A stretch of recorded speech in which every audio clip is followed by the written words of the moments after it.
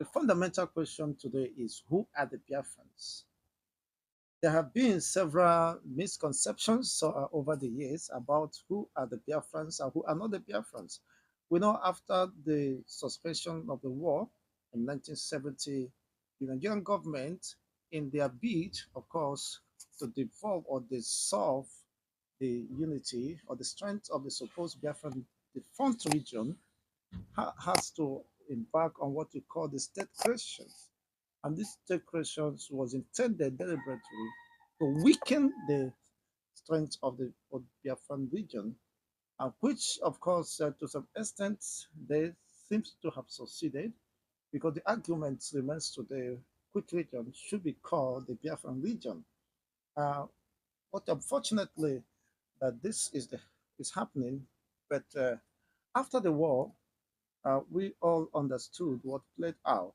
Of most recent, the leader of the indigenous people of Biafra, Mazen Nnamdi Kanu, embarked on a tour in 2014, of course, or 2012, thereabout, to embark in the reconciliation and integration of the supposed Biafrans, the front regions, which has been to some extent been divided against each others. Just My brothers from Ijaw will say that they are not part of Biafra, but not the majority of the Jaws, because the Ijaw nation is part of Biafra.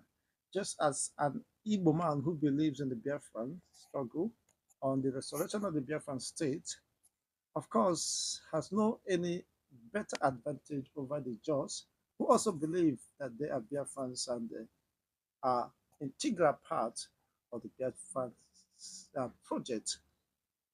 Along the line, Mazen Nnamdi Kanu was able to tour around the entire region that represent the defunct eastern region of the Biafran territory, and of course, in reconciliation move to unite the brothers who, unfortunately, after the war, has sustained some level of acrimonies and hostility among them, of which he succeeded and very well in that mission. Uh, we are brothers and brothers. They impress themselves, the Bibios, the Shekiris, and the Calabaris, and the rest. The Biafrans are made up of two different regions, the interlands and the coastal lands. And he was able to navigate through all these regions with the very purpose of uniting and reintegrating the entire ethnic nationalities that form the nation called Biafra. Of course, it is quite clear that even the Biafran connotation or nomenclature was not suggested by an Igbo man. Of course, it was suggested by an Ijaw man. So, who is that to believe or who can say that Ijaws are not Biafrans?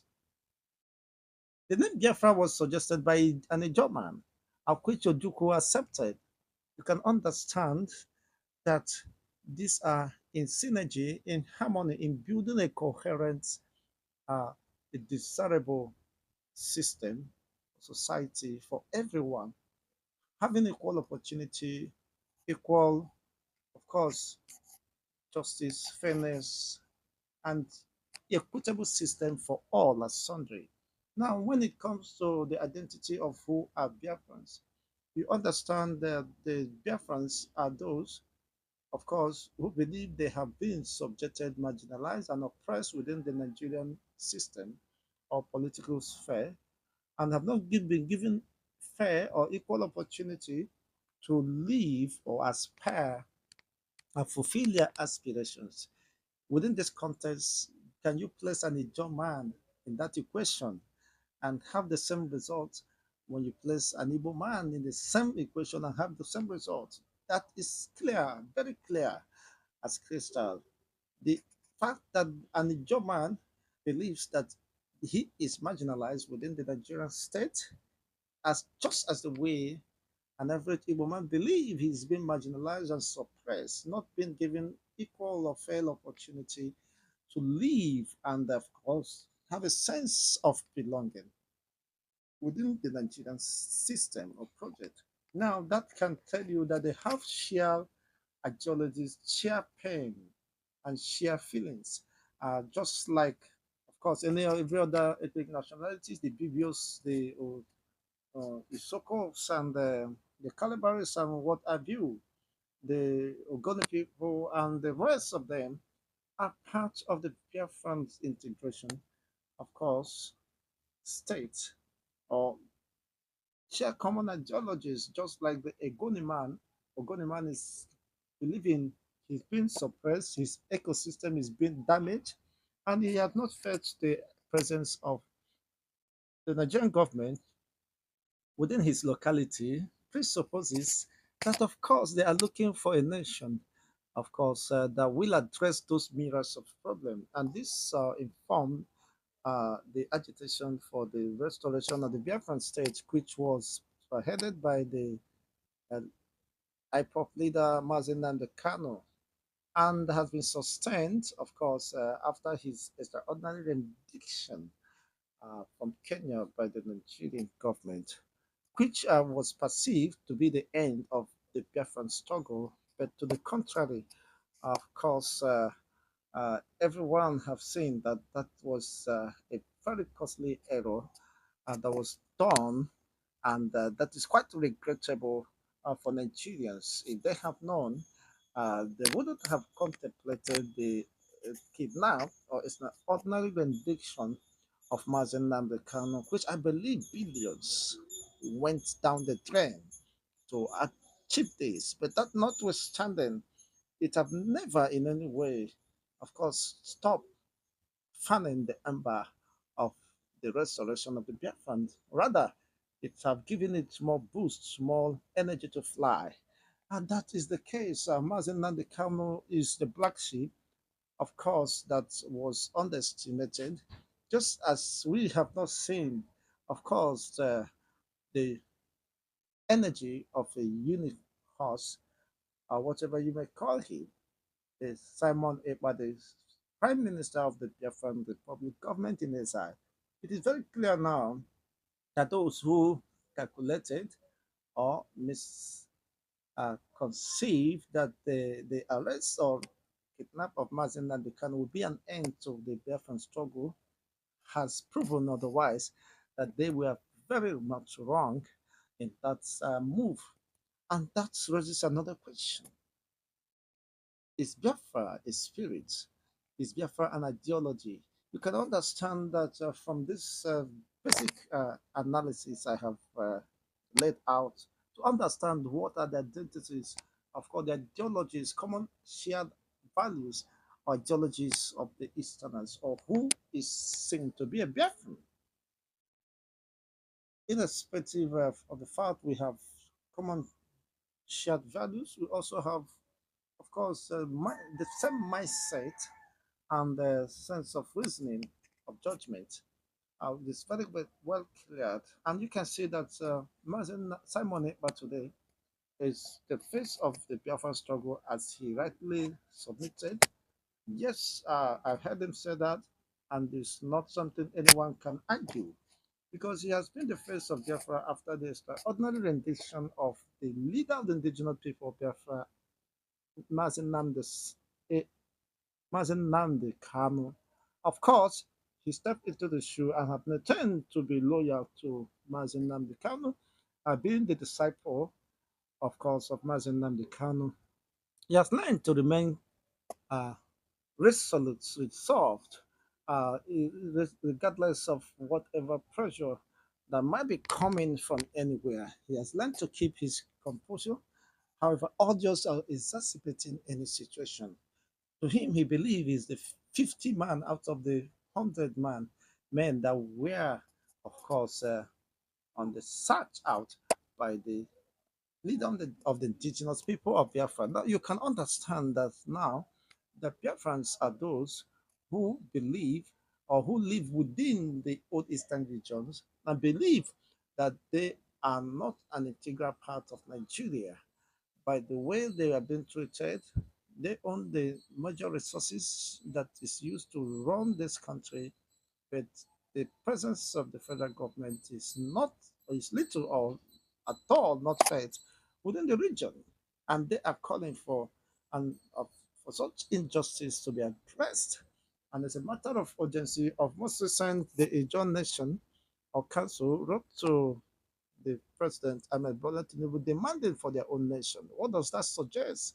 What they just clearly say that they are not part of the integral, of course, entity called Nigeria. And as such, they are looking for representation, they are looking for identification, which I believe, according to Mazin Namdekano, every ethnic nationality within the Biafran system will be recognized and be allowed, of course, to control their resources and improve and preserve their cultures. Just as an average Igbo man is being perceived in Nigeria to be minorities, which is quite unacceptable. But in Biafran land, according to the template that was designed, of course, to be the yardstick of acceptance of article of association or memorandum of understanding, or what it's called the constitution of the Biafrans, we capture and recognize each ethnic nationalities to oppress. So anyone calling for in any way trying to exclude the Ijaws from the Biafran template is making a very big error and a very previous one for that matters. Ijaws are Biafrans and Biafrans are Ijaws. So there is no way, just like the Igbos are Biafrans and the Biafrans are Igbos, you can't separate to this because it runs through the vein. Regardless of how, of course, hard the government of Nigeria have tried to divide the to win, of course, over some group of persons, just like Sari Dokobo, who is just making noise. Let him go to the Jaws and let them tell him who they are. The Jaws are Biafrans. And you cannot, because of Sari Dokobo ranting on the social media, things, of course, or wish evil for the Jaws. No, they are brothers. So any attempt to malign or discredit the Ijaw man, it's just an attempt to malign or discredit an Igbo man, just as I am. They are my brothers, and we believe, of course, in the common good of all.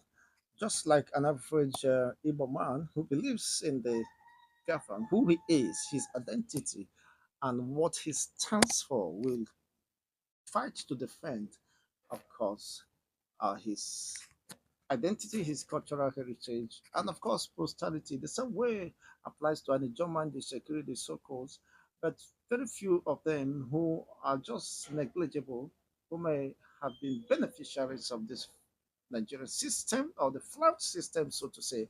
Of course, we never support the independence or the freedom of their people. Why? Because they felt they are more secured and their interests are more protected within this system. But that, of course, uh, will be proven otherwise just in the course of time. The majority will always have their way, no matter how long they are pressed on they'll find a way, of course, to annul the effect of this justice, oppression, or subjugation.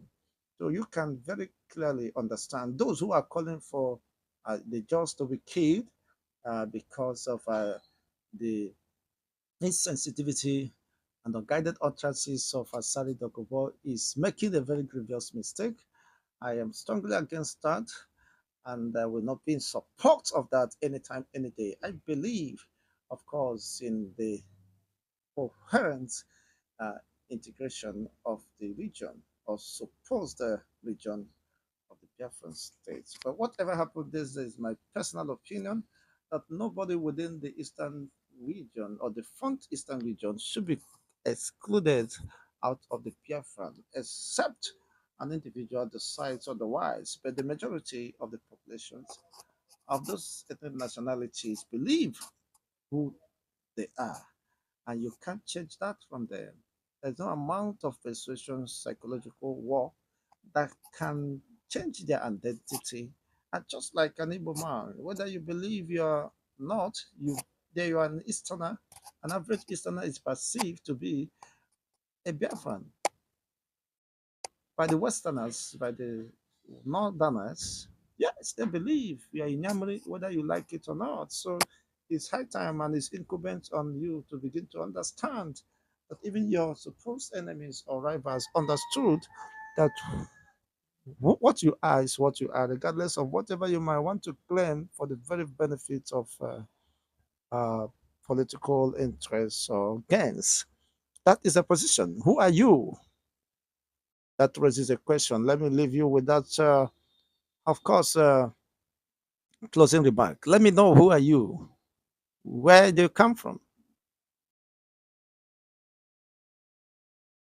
Via the comment section, we can get to know this. Don't forget to hit the like buttons. You can also give us support through the super chats or the super thanks. Thank you once again for listening. It's been an interactive. I want to know the continuation of this program, of course, and your observations regarding this topic today. Who are the Biafrans? Are you part of the Biafrans or where do you belong? Thank you once again. I remain Chigozendibo, the host uncle. No parts of the old defunct region should be excluded in the project, of course, of the Biafra restoration, in as much as the majorities of the ethnic nationalities believe. I have great friends from the George who believe they are Biafrans. So there is nothing you can do to force them to change their identity. Not even the forces of hell can prevail. Thank you once again. Remain blessed. Come your way in subsequent editions. Bye for now.